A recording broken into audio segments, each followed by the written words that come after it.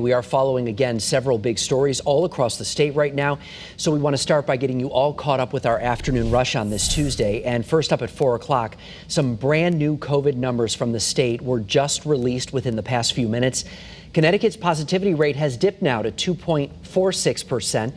That is down from just over 3% yesterday. In the past 24 hours, 277 people have tested positive for COVID, and 17 more people have been hospitalized.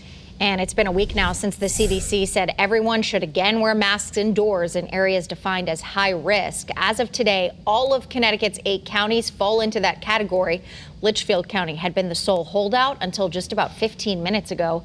So far, the governor is leaving mask mandates up to businesses.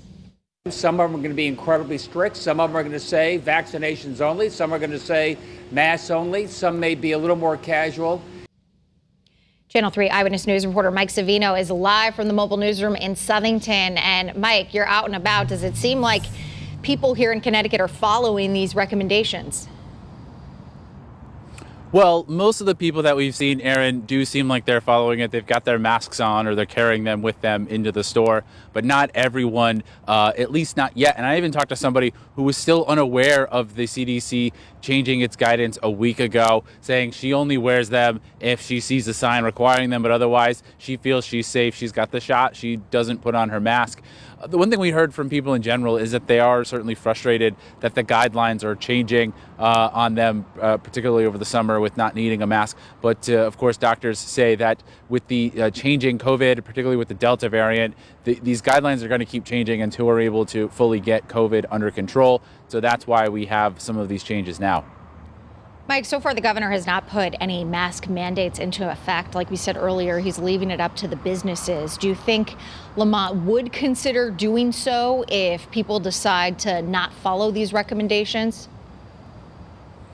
I asked him that question today at a press conference here in Southington, and he felt pretty confident that people are or will follow this guidance. But of course, it doesn't mean that a mask mandate is completely off the table. What he's watching more so than the compliance is the metrics, and in particular, CDC guidance. If counties start going into the high risk category, which is the next category up from the substantial risk of spread, that could trigger a mask mandate, or just in general, if numbers seem to show that spread continues to get worse, then we will get there. But he noted, of course, we continue to have one of the highest vaccination rates in the country.